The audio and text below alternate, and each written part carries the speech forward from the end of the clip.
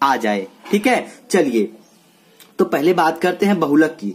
तो पॉलीमर्स कहते हैं इंग्लिश में, ये तो पता है। ठीक है, चलिए तो इसको पहले समझते हैं कि इसमें बताया क्या जा रहा है। उच्च अणुभार वाले, ठीक है, जिसका अणुभार क्या हो, उच्च हो, अधिक हो, उच्च अणुभार वाले यौगिक जो अनेक छोटे छोटे अणुओं से एकलक इकाइयों, देखिए बात आ गई एकलक ना, तो लक का मतलब एकलक, ठीक है, एकलक इकाइयों से परस्पर संयोग करके बनते हैं, वे एकलक बहुलक वे बहुलक कहलाते हैं। कहने का मतलब कि छोटे छोटे, ठीक है, ये छोटे छोटे आपके अणु होते हैं, इनसे मिलकर एक बड़ा अणु जो बनता है, ये क्या कहलाता है, ये आपका बहुलक कहलाता है। ठीक है, तो ये हो गया बहुलक का परिभाषा। तो आप इसको अच्छे से नोट कर सकते हैं, कहीं समझ सकते हैं, और कुछ लोग ऐसे होंगे जो याद भी कर सकते हैं तुरंत। ठीक है, तो इसमें अगर आपको कोई भी टॉपिक समझ में नहीं आता है, कहीं डाउट होता है, तो आप उसको कमेंट बॉक्स में लिख कर पूछ सकते हैं। तो अणु, हमको नहीं लगता कि बहुलक में कोई ऐसा चीज है जो आपको समझ में नहीं आ रहा है इस परिभाषा में। ठीक है, तो आइए, हमें उम्मीद है कि आपको समझ में आ रहा है। तो आइए अब हम बात करते हैं बहुलकीकरण। तो बहुलकीकरण क्या होता है, इसको समझिएगा ध्यान से।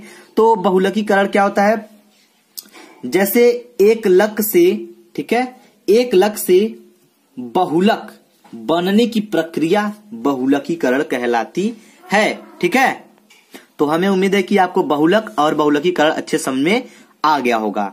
ठीक है, चलिए तो चलते हैं नेक्स्ट टॉपिक पे। बहुत ज्यादा लंबा वीडियो नहीं है आज का, बस इसमें आज हम आपको परिभाषा क्लियर करेंगे सबका, फिर अगले वाले वीडियो में हम आपका बिल्कुल एक एक करके जो बहुलक हैं, ठीक है, हम आपको वो क्लियर करेंगे। ठीक है, चलिए तो समझ लीजिए।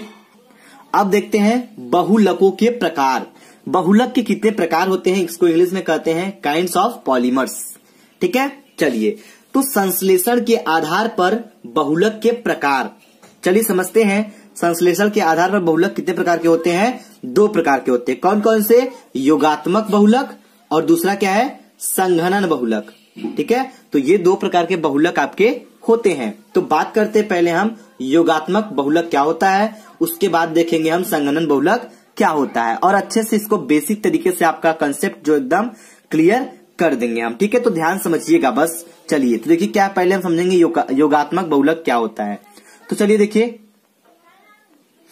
तो देखिए जब एक ही, ठीक है, जब एक ही प्रकार के, ठीक है, जब एक ही प्रकार के बहुत से एकलक आपस में मिलते हैं, मिलने का मतलब जुड़ते हैं, ठीक है, मिलते हैं, तो इस प्रकार के बहुलक को योगात्मक बहुलक कहते हैं। तो योगात्मक बहुलक किसे कहते हैं, जब एक ही प्रकार का मतलब उसमें एक ही प्रकार के अणु होने चाहिए। ठीक है, एक ही प्रकार के बहुत से एकलक आपस में मिलते हैं या जुड़ते हैं, तो ऐसे इस प्रकार के बहुलक को क्या कहते हैं, हम योगात्मक बहुलक कहते हैं।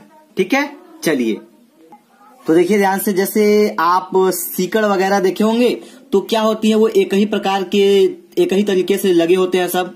ठीक है, ऐसे एक में एक लगा होता है कि नहीं, जंजीर देखे होंगे ना, तो वही बताया जा रहा है कि एक ही प्रकार के जुड़े होते हैं, क्या, एकलक। ठीक है, तो वैसे ये तो हम आपको बस आपके ऊपरी एग्जांपल से बता रहे हैं, जैसे आप लोग समझ सकें। ठीक है, बाकी जो इसमें होता है वो तो अणुओं के बीच में होता है, अणु मिले होते हैं। तो चलिए अब समझते हैं दूसरा संघनन बहुलक। तो आइए बात करते हैं संघनन बहुलक क्या होता है, इसको समझिएगा। ठीक है, तो देखिए जब 2 या 2 से अधिक क्रियात्मक समूह वाले भिन्न भिन्न एकलक आपस में मिलते हैं, तो एक विशाल अणु बनता है, जिसे संघनन बहुलक कहते हैं। परिभाषा बहुत ही सिंपल है ये, ठीक है, और आप अच्छे से याद भी कर सकते हैं। तो समझ जाइए, इसमें बताया जा रहा है, जब 2 या 2 से अधिक, 2 रहेंगे या तो 2 से अधिक क्रियात्मक समूह वाले भिन्न भिन्न एकलक, ठीक है, भिन्न भिन्न एकलक आपस में मिलते हैं, तो एक विशाल अणु बनता है। बात समझिए, जब छोटी छोटी चीजें मिलेंगी, ठीक है, तो एक बड़ा क्या बनेगा, एक बड़ा अणु बनेगा, जिसे हम क्या कहते हैं, ये जब बन जाएगा तो जिसे संघनन बहुलक कहते हैं। तो ये छोटे छोटे मिलने से जो बड़ा वाले का निर्माण हो रहा है, तो इसी प्रकार से जो बहुलक होता है उसे हम क्या कहते हैं, संघनन बहुलक कहते हैं। ठीक है, समझ में आ रहा है। चलिए तो अब चलते हैं अगला टॉपिक देखते हैं। अगला क्या है, आइए उसको समझते हैं। तो ध्यान समझिए आगे क्या है। अगला हेडिंग है आपका, बलों के आधार पर बहुलक 4 प्रकार के होते हैं। कितने प्रकार के होते हैं? 4 प्रकार के होते हैं। कौन कौन से?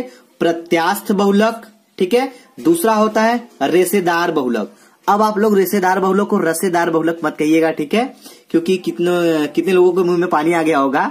तो इसको कहते हैं रेशेदार बहुलक, ठीक है, ना कि रसेदार बहुलक, रेशेदार बहुलक। ठीक है, चौथा होता है ताप सुघट्य बहुलक, ठीक, और चौथा क्या होता है? ताप दृढ़ बहुलक। तो ये जितने भी बहुलक हैं इनको हम बिल्कुल एकदम बेसिक तरीके से आपको बताएंगे। ठीक है, चलिए तो पहले हम बात करते हैं, शुरुआत कहां से? प्रत्यास्थ बहुलक से। तो प्रत्यास्थ बहुलक क्या होता है पहले ये समझेंगे, उसके बाद ये फिर भी बारी बारी से समझेंगे, एकदम कोई घबराने की बात नहीं है, एकदम अच्छे समझ लेंगे। चलिए तो बात करते हैं पहले प्रत्यास्थ बहुलक। तो देखिए जो प्रत्यास्थ बहुलक है वो होता क्या है, पहले यहां समझिए। तो प्रत्यास्थ बहुलक ऐसे बहुलक जिसमें तन्यता, ठीक है, जिसमें तन्यता का गुण पाया जाता है और इसके बीच का अंतराण्विक बल दुर्बल होता है, उसे क्या कहते हैं? प्रत्यास्थ बहुलक कहते हैं। ठीक है, तो समझिए ध्यान से पहले हमारी बातों को हम क्या कहना चाहते हैं। प्रत्यास्थ का मतलब होता है जैसे तनाव जिसमें आता है, जिसमें तन्यता का गुण पाया जाता है। जैसे तनने का गुण, मान लीजिए कि आप जैसे कुछ भी ले लीजिए, जैसे कि आप ले लीजिए जैसे लोहा होता है उसमें तन्यता गुण पाया जाता है ना, तो उसको पीटेंगे तो फैलता है ना, तो ऐसे बहुलक को क्या, लेकिन उसमें क्या हो, उनके बीच अंतराण्विक बल बहुत कम होता है, दुर्बल होता है। जैसे कि अब लोहा तो बहुत कठोर चीज हो जाएगा, जैसे आप रबड़ ले सकते हैं, क्या समझ रहे हैं, रबड़ ले सकते हैं। अब अगर आप मान लीजिए रबड़ लिए हैं, ठीक है, क्लियर है ना, अब आप रबड़ लिए हैं तो रबड़ के बीच में क्या होता है, अंतराण्विक बल बहुत दुर्बल होता है। अगर हम इसको खींचेंगे, दोनों तरफ से अगर इसको खींचेंगे तो ये फटाक से तन के एकदम ऐसे हो जाएगा, इस शेप में आ जाएगा ना। तो इसमें तन्यता का गुण, तन्यता मतलब तनाव, तनने का गुण आ रहा है ना, तो इनके जो अंतराण्विक बल होते हैं इसमें पास में होते होंगे, तो ये क्या होते हैं, बहुत ही दुर्बल होते हैं, तभी तो तुरंत फैल जाते हैं। अगर कठोर होते तो क्या उसको कोई फैला सकता था? नहीं फैला सकता है। अगर मान लीजिए कोई लोहा ही ले लीजिए, क्या उसको कोई हाथ से ऐसे खींच के उसको तान सकता है? नहीं तान सकता है ना, तो वो नहीं हो सकता। ठीक है, जिसके अंतराण्विक बल क्या होंगे, दुर्बल होंगे, और उसमें तन्यता का गुण पाया जाएगा, तो ऐसे बहुलक को हम प्रत्यास्थ बहुलक कह सकते हैं। ठीक है ना। चलिए तो हमारे स्टूडेंटों को समझ में आ रहा होगा एकदम बेसिक तरीके से, आप लोग एकदम घबराइए मत, एकदम आराम समझिए। ठीक है, चलिए तो अब चलते हैं हम दूसरा लेकर। दूसरा है रेशेदार बहुलक। ठीक है, देखिए नाम खराब हो गया इसका, रेशेदार बहुलक। ठीक है, तो क्या कहेंगे, ऐसे बहुलक जिनके बीच का अंतराण्विक बल बहुत प्रबल होता है, ऐसे बहुलक रेशेदार बहुलक कहलाते हैं। ठीक है, तो आइए समझते हैं रेशेदार बहुलक को जरा सा। तो रेशेदार बहुलक क्या होते हैं, वो इस प्रकार ऐसे बहुलक होते हैं जिनके अंतराण्विक बल का मतलब जो उसके बीच के बल होता है अंतराण्विक, वो बहुत ही प्रबल होते हैं, बहुत ही मजबूती से एकदम जुड़े होते हैं, पकड़े होते हैं। ठीक है, तो उसे क्या कहते हैं, रेशेदार बहुलक कहते हैं। तो जैसे यहाँ पे अभी हमने आपको जस्ट ऊपर बताया, प्रत्यास्थ में तनने का गुण पाया जाता है, तो इसमें तो कोई तनने का गुण नहीं है, क्योंकि ये इसके अंतराण्विक बल क्या है, बहुत ही प्रबल है। जब प्रबल है तो उसको क्या तान सकते हैं? नहीं। जैसे हम बात करें, ये आपका क्या है, ये आपका पेन है मान लीजिए, ठीक, इस पेन को हम इसको क्या तान सकते हैं? नहीं तान सकते हैं। जो इनके अंतराण्विक क्या है, बल है, एकदम क्या है, बहुत ही प्रबल है, एक दूसरे से बहुत ही छोटे छोटे कण होंगे, बहुत ही एकदम पकड़े होंगे, इसको हम तान नहीं सकते हैं। ठीक है, तो ये क्या होंगे, ये रेशेदार बहुलक होंगे। ठीक है, तो आप समझ जाइएगा एकदम बेसिक तरीके से, ये होते हैं रेशेदार बहुलक। तो आइए चलते हैं और देखते हैं अगला क्या है, कौन सा बहुलक है उसको समझते हैं। तो देखिए जो तीसरा क्या है, ये क्या है इसको समझिए। ये तीसरा आपका ताप सुघट्य बहुलक। ताप सुघट्य से कुछ समझ में आ रहा है?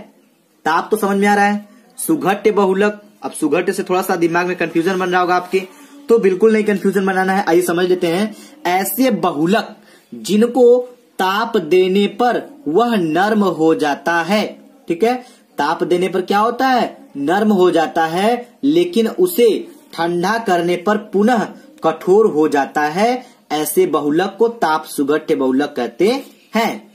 ठीक है, तो ऐसे बहुलक को क्या कहते हैं, ताप सुघट्य कहते हैं। जैसे आप लोहा ले लीजिए, जब लोहा को हम क्या करेंगे, ताप देंगे, बहुत अधिक ताप देंगे, तो वो क्या हो जाएगा, एकदम नर्म हो जाएगा। ठीक है, उसमें पिघलने की गुण आ जाते हैं कुछ, तो नर्म हो जाएगा। तो क्या हो जाएगा, उसमें नर्म के कारण क्या होता है, फैलने लगता है। लेकिन जैसे ही उसको हम ठंडा करते हैं, जैसे आप लोग देखे होंगे मार्केट वगैरह में, जब कोई भी आप जैसे फावड़ा ले लेते हैं या फिर कुदाल ले लेते हैं, उसको जब लेकर जाते हैं धार दिलाने के लिए, तो उसको जब देखते हैं गर्म करता है, हीट करता है, एकदम लाल हो जाता है, तो उसको पीटता है तो वो फैलने लगता है। तो थोड़ा नर्म होता है तभी तो फैलेगा, नर्म होने के कारण ही तो फैलेगा। लेकिन नर्म नहीं रहेगा तो फैलेगा, बिल्कुल नहीं फैलेगा। ठीक है, तो वही बताया जा रहा है कि इसमें उसको जब उसको पीटने के बाद उसको पानी में डाल देता है तुरंत ठंडा करने के लिए, तो क्या होता है, वो तुरंत ही कठोर हो जाता है। ठीक है, तब वो उसके बाद पीटेगा तो वो जल्दी नहीं फैलेगा, जितना कि तब फैलता था लाल होने के बाद, वो भी ताप से। ठीक है, तो उसमें क्या होता है, नर्म हो जाता है, लेकिन उससे ठंडा करेंगे तो पुनः क्या होता है, कठोर हो जाता है। यही होता है क्या, ताप सुघट्य बहुलक। ठीक है, तो आपको समझ में आ रहा है ना। चलिए, आपको समझ में आ रहा है और वीडियो अगर पसंद आए तो वीडियो को लाइक जरूर करिएगा। एक लास्ट टॉपिक है, इसको समझ लेते हैं। आइए देखिए क्या है। तो लास्ट टॉपिक जो है आपका, ये क्या है, ताप दृढ़ बहुलक। वो ताप सुघट्य था, यह है ताप दृढ़। दृढ़ का मतलब मजबूत।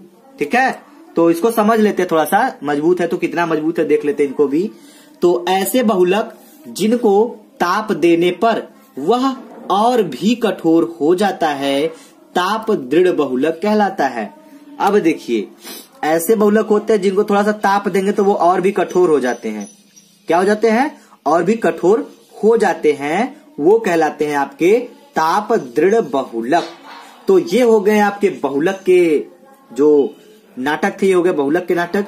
अब हम अगले वीडियो में मिलेंगे आपको, नेक्स्ट वीडियो में। तो आपको हम बताएंगे पीवीसी यानी पॉलीथीन वाइलिन क्लोराइड क्या होता है, पॉलीथीन क्या होता है, नाइलॉन 6 क्या होता है, पॉलीस्टाइरीन क्या होता है, बेकेलाइट, रबर,